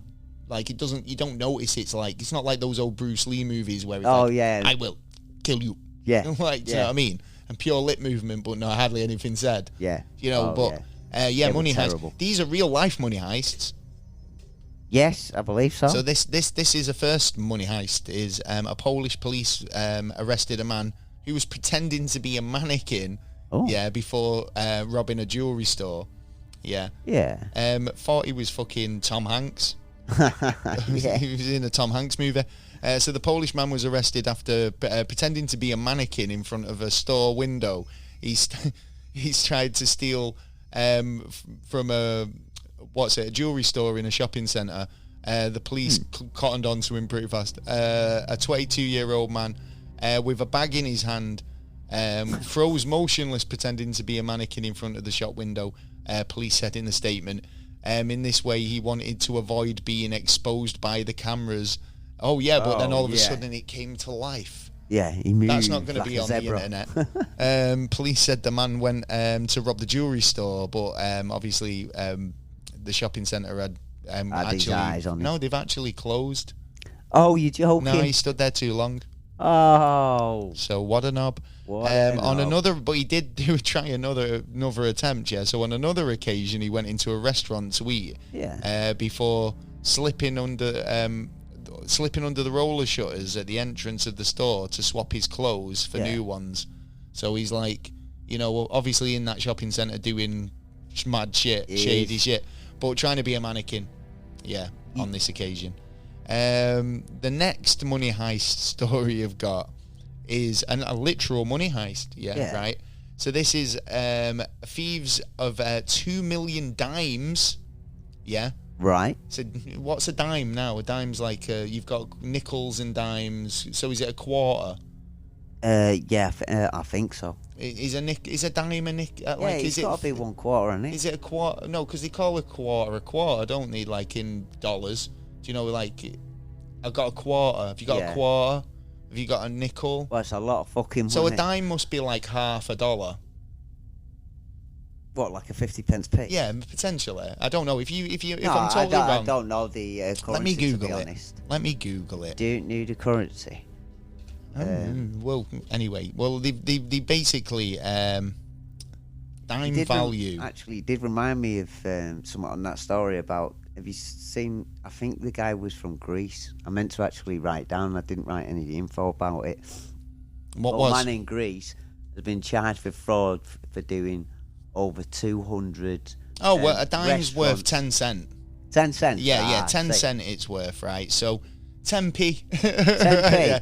Thief they sold 2 million 10p's. 2 right? million. 2 million dimes, right, from a truck. Yeah. Of coins, which was leaving the US Mint. Yeah. They're now, 4 men are basically like facing federal charges. Dimes was found scattered from the Walmart parking lot all the way up to Woodhaven Road. Oh, yeah, nice. so I bet half of them went. So they were probably like, hey, get the people like, on the road. That's what, this is it. It's totally money heist. Yeah. Right, yeah. But the Philadelphia federal authorities released a statement basically saying that that 4 men are undergoing charges for stealing 2 million dimes earlier on this year from a tractor trailer. A tractor trailer? Okay, now. Yeah. Basically, while the driver had pulled up for the night, he wanted to get a bit of sleep. Yeah. He was on his way to Miami, pulled up in a parking lot, and during the night, the thieves made off with a portion of the cargo, which was valued at $750,000 in dimes. Yeah, that is a lot of 10p's. Yeah. Yeah. The shipment weight was about 6 tons. Yeah, authorities said. They managed to get away with a grand total of 234,500 in stolen dimes. And then they were on a bit of a spree, apparently. So they'd been attacking tractor trailers, but actually come up with this one, and they couldn't believe the luck. It was like a lot of money. Do you know what I mean? So they ended up trying to get away with it. But other hauls have been frozen crab legs, shrimps, meat, burgers, beer, and liquor. Hey, what has he got? A restaurant? Well, this is just random shit, innit? They just attack a truck and don't know what's on it. Like, where the fuck are they going to sell it? That's what I want to know as well. Say, eat it, innit? His times are hard. Like, if they've got crab's legs and shrimp, true. Put them on the barbecue. This is what we're having for meal this week, So, detectives said that this was the first time surveillance video shown 6 men dressed in grey hoodies and armed, bolt cutters, and approaching the truck in the middle of the night, breaking into it and then loading coins into smaller bags, and then basically... they must have watched it for a little while, and they must have known that it was... Well, to steal that much, do you know what I mean? They must have been at it for a bit. Do you know what I mean? How, in small bags, how were they getting all them coins? Yeah, and it's like they would have had to have... That would have been heavy. Yeah. Well heavy, yeah. And the vehicle that I'd have to be able to carry it as well, you know what I mean? Exactly. Yeah. Fucking hell. Got gambling bet there. I think I've got a bit of NASA news, and then I found this story as well. Before, have you got any more stories? I've got one about RoboFab. There's a company. RoboFab? There's a company in America called RoboFab, and this week they've just opened the world's first factory that can produce 10,000 robots a year to actually do factory work. It's Mom's friendly robot company, isn't it? Basically, yeah. Mom, just like, get me some robots. They've got another I want a bending unit. They've got another one planned for 70,000 robots to be made, humanoid robots. They took our jobs. Yeah. They took our jobs. Yeah, so basically, they're taking our jobs. Somebody said to me this morning, like, have you seen the robots that are walking around London? I went, what robots that are walking around London? I mean, do you mean those little, the little kind of drones? Yeah, things? Yeah, little cat Oh, things. no, not them. Like humanoid robots with, like, you can see part of the workings, like, in the brain. I was like, nah, that can't be right. That's got to be We're invaded if that's the fucking case. That's got to be like, AI's a Doctor Who episode level. being filmed or something. Do you know what I mean? I don't know about that. Are we in the Jetsons already? I don't think they're just walking around London. Oh, don't know. Hello, how can I help you? I am Protocol Droid. Yeah, I don't think they're real ones. I think they're just actors. Actors. They're acting it. Probably. I reckon they are. Well, yeah. Maybe. Who knows? We'll have to do the test on them. Well, anyway, we've got some NASA news coming up. We have indeed. King Charles. Oh, yeah, very interesting. Very interesting. King Charles urged to use his direct hotline to President Joe Biden to expose the truth about UFOs. Damn right, suckers. It's like some guys wrote to him going, listen, King, I don't know. King Charles has been urged to apply pressure on the president to reveal the truth about UFOs. Nick Pope, former employee of the UK's UFO desk at the MOD, has revealed the many ways in which the British monarchy can help the UK disclosure. Yeah, because we have big cases here as well. So, UFO expert Mark Christopher Lee's new film, The King of UFOs, Pope says, here is somebody who can pick up the phone and say, look here, what's going on, to the President of the United States. Yeah. Do you know what I mean? He could ask for full classified briefing. I think he already knows. Right. The documentary states that Charles can request Ministry for the UK Parliament to complete a report if there's ever any extra unexplained activity in the airspace around. Do you know it's around its airspace, around the King's airspace. Not just the King's airspace, but anyone we have kind of like partnerships with. Do you know what I mean? Yeah, they can request, but the partnership doesn't necessarily have to. Well, they could say that it's obviously because it would potentially be a defence safety issue, so the King could actually turn around and say, look, we want to have a briefing about this.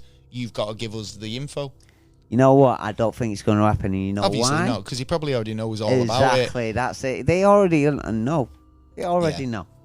Don't forget the lizards, supposedly. Yeah, he's a lizard, isn't he? Pope claims that the King must be interested in UFOs anyway, as he's... He knows as well. He's got all the SP. Why do you think? What do you think he's hiding in them dungeons down there? Well, apparently Prince Philip and his great uncle Lord Mountbatten were also really interested in him. Yeah. So it's funny how that's coming out right now, isn't it? And didn't come out a couple of years ago. Yeah.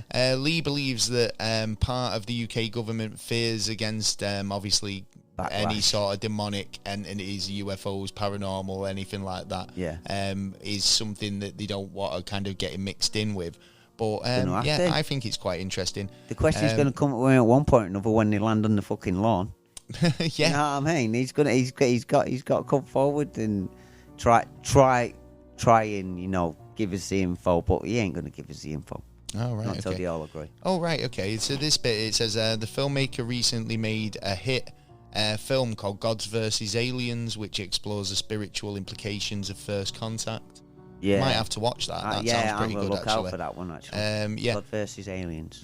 Yeah, so it says a former Canadian diver, Dan Costello, was invited into the film and claims he was working with the then Prince on a project... Serpico in Nova Scotia in 1975. It was a top secret mission which saw 12 US astronauts travel to the Zeta Reticuli star system. Oh, so this was the Severo, isn't it? Yeah, we've covered actually this. Yeah, we've actually talked about this. Which is basically what you could argue was the basis of Close Encounters of the Third Kind. Interesting stuff. Well, a lot of similarities. The King needs to pop an application in. I reckon. Yeah, and he needs to record it as well, so we get to hear it. But I don't think he's not allowed to. Well, I don't know because he's king now. He might be allowed to now, but he's not allowed to interrupt politics. King. He every time he was writing fucking letters to like prime ministers and shit like that, he'd get in trouble for doing it because he's not allowed to do that. But as being king now, he possibly could. Well, he can actually just take all the power from. Well, the government. He can actually. He can just say, "Listen, I'm doing it if he wanted to. I'm running the gaff. Yeah, I'm the king. Yeah, I'm the king around here. Free weed for everyone. Get your bosses. Anyway, right, okay. Next little story here. Apparently, new scientists reckon slicing the moon in half would obviously devastate us here on Earth, but would be very beautiful. Well, it depends if we could do it. Well, apparently, maybe. I don't know. I just don't understand why that. Do you know what? The only reason why I read it out was because it's quite a stupid headline. It is. It's an interesting headline. It is an interesting headline. But whether they plan to cut the moon in half of it at all, obviously. They do fire a lot of shit at it, though. But what happens if it did break up? Anyway, have you got any more NASA news? I've got one more NASA story, two more NASA stories. All right. Yeah, I've got one. It's quite a biggie, actually, I think. The world's smallest particle accelerator is 54 million times smaller than the Large Hadron Collider. Yeah. Well, now we can create parallel universes in the palm of your hand.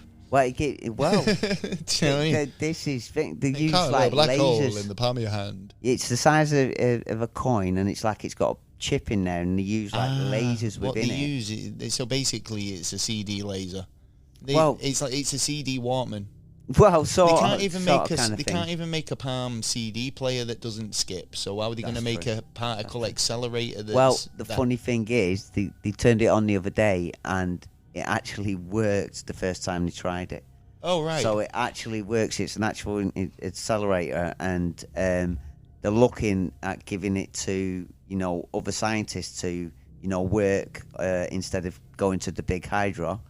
And not only that, there's a range of experiments that they can do on using that, which would be the equivalent of using the Big Hadron Collider, which would probably take away a lot of kind of demand for certain experiments. People going, I want to try this. Yeah, because there's a queue, there's a massive queue for him. So it's like, here, take this not to scale model. Yeah. I'm sorry, it's not to scale. No, it's great. And it might actually solve our energy problems as well, because we'll put one in every home. Yeah, if we can, they've done some tests, and it generates from start to finish 43% up, an increase. Awesome, that. Now, put a few of them together, you've got yourself, put them in a home and that. But yet again, the amount of perpetual motion devices that I'm seeing people creating these days is really cool, though. Do you know what I mean? It's like, in terms of renewable energy, I think people are just starting to take it upon themselves. I've to do even this posted shit. a few on my I know, TikTok, I love all that. I've been saying this for years. I remember seeing a guy who turned an old washing machine into a hydro dam. That's right. Yeah, in a river near his house, and this washing machine was turning a barrel, which created the hydroelectricity, and he was powering his whole house with it. Do you know what I mean? It's brilliant, and we should use more of that. And the power companies haven't got any power over you. Literally. James Webb Telescope.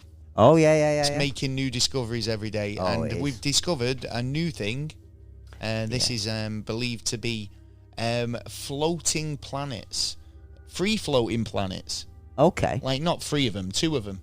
The planets with no sun. Yeah, they've got no gravitational pull. Yeah, right. So they're not locked in any sort of geo-orbit or anything like that, right? Yeah, so as we travel around the sun, the moon travels around us. Yeah. We're locked in this sort of cycle. Orbit. Yeah, it's like a clock in it. It's the inside of a clock. Whereas, most of the time you don't see planets unless they're kind of orbiting a star. Yeah. Yeah. But the James Webb Telescope has discovered some Jupiter-sized planets. Ooh. Yeah, just knocking around, basically having a float. But these objects appear to be moving in pairs. Astronomers are currently struggling to explain it, but they do believe that these have kind of formed in somewhere and just fucking drifted in. But basically, the telescope has observed about 40 pairs of these. Yeah. And a new survey has found and this is in the Orion Nebula, right? They believe that these are kind of big fuck off Jupiter sized objects. Yeah. So what they've called them is jumbos, which stands for, hang on, big. Let me find it. Yeah, it's been nicknamed Jumbo. Yeah, which is obviously the Jupiter Mass Binary Objects. Right. Yeah, which Jupiter, GAU, Umbos. Yeah. Yeah. For short, which I thought was cool. Yeah. But 40 of them travelling in pairs, that's a lot of crazy objects. Just free floating. That may mean that that's a natural cycle outside our solar system. Oh, yes. Yeah, we're finding discoveries all the time. We've just found that there's a light. We basically we we're saying that these things aren't rotating around anything, but how do we know? How do we know that they're not on I their think cycle? it's because they're on a rotation against each other. So they're circling each other, which throws them, propels them, and which gets faster and faster and faster. Is that? Oh, actually, yeah, that makes sense. You've got no. So do you think the gravitational pull of the like in a pendulum, like they've kind of like, and that's why they travel in pairs? Yeah. The gravitational pull, they're almost in a ballet. Yeah, exactly. Do you know what I mean? Yeah, that's actually really cool. I like the idea of that. Yeah. Well, it must have been a cluster somewhere, or it might even actually be a massive planet that actually blew up, and these are the parts, and they've accidentally got each other by gravity, and then just kept on that roller coaster. Well, the photos are great anyway. Well, if they are the real photos, but you know what I'm saying. Well, it's just fucking a composite. Yeah. Right. Well, there you go. I thought, have you not got any more stories? You got anything else you want to talk about? There was another thing that the James Webb Telescope found, that, you know, as the universe is expanding, light goes away because everything's going away from us. But they found that there's actually some kind of bright light coming forth. Oh, right. So it should be getting dimmer, but it's not. It's getting brighter. It's getting brighter, yeah. But all statistics state that we're actually don't go into the light. Yeah.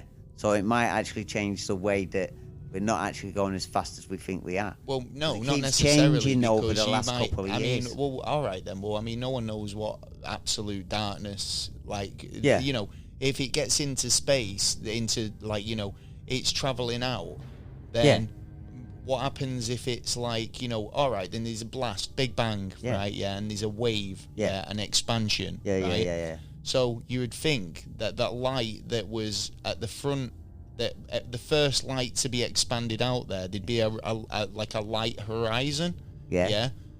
How do you know that that's not what we're aiming for? This light horizon where it's going to get brighter and brighter, but then as soon as it passes it, it's pitch black.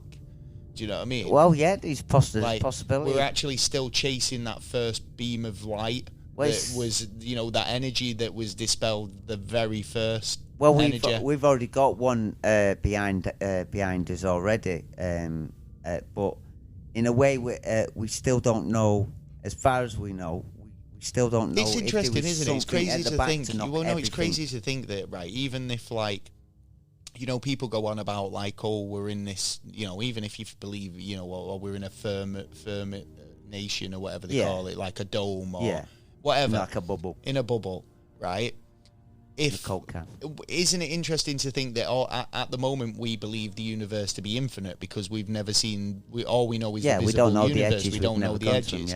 But imagine you found the edges. But we have found where the Big Bang was. James Webb just bunk, just knocked into something. You'd be like, what the fuck? But well, anyway. there is actually a question over that because about 2 years ago there was a scan and they believed that they might have hit the edge of the universe. They just hit, like, it was kind of purple blank, and it was like, what the fuck's this? You know what I mean? Right, okay. But like, if you think about it, if we're looking, we should be looking forward as well as looking backwards. Oh yeah, 100%. And that's what I said. Yeah. I said that James Webb should have had a 360 panoramic view on it. It should be looking in every direction while it's travelling out there, not just forward. I'm sure it is. Yeah. But it's such a massive scan. We need, like, let's say 1 billion of them to actually get the full map of the universe. Yeah, because there's such space out there. And there's also a story of SETI. There's a signal that's been coming to us since 2006 from another galaxy, and they're starting to believe that it might actually be a signal from another race from, like, a couple of about 54 million years ago. Yeah. Well, you know, I mean, if they're still about there, and they could send signals then, I wonder where they are now. Yeah, they could have already been here. Yeah, they might be here. They might be us. Yeah. Well, you never know. It's like, where you? We just thought we'd let you know. Yeah. Hello. And then we'll translate it, and we go, oh fuck. And 42. Yeah. That's what I would say. We'll go. The answer's 42. to everything. It kind of is now. Anyway, Well, yeah. right, well, there you go. That's been this week's episode. It's been a spooky one in parts. But yeah, it is Halloween, so whatever you're doing is stay safe. Don't be accepting like strange candies off people unless you've the proper candies. Yeah. You know, get razor Shoes and socks on. Keep your shoes and socks on. Don't stand on any garlic. Yeah. Or if you've got garlic in your feet, you won't get attacked by vampires. Don't forget that makeup remover as well afterwards. Tried for Figa, bleach. Nothing's getting it off. Not getting Anyway, right, we'll be back next week for another exciting episode. It's almost Christmas. Fuck that. Oh no! I'm not. Fucking sick. There of you go. That was Christmas. That was the scariest story I've told all You know night. what? You're not fucking wrong. Yeah, right. Well, we'll be back next week for another episode. If you want to get in contact, you know what to do. Check out the website at neverstraightanswer.co.uk. You can email us at neverstraightanswer@outlook.com. We've got on all social media platforms. Just give us a Google. I'm sure you'll find us. Mate. We're available on all podcast platforms, including iTunes and Spotify, iHeartRadio, Castbox, Spreaker, and a number of others. If you can't find us, tell us. If you can't find us, you're not looking hard enough. That is true. Yeah. It's the first thing that comes up on mine. We're literally like the first 3-4 pages on Google, I think. Yeah. Popular. We are. Yeah, Anyway, we'll see you next time anyway. We'll be back next week. I've been Gaz. I've been Taylor. We've been the Never a Straight Answer podcast. Peace. Out.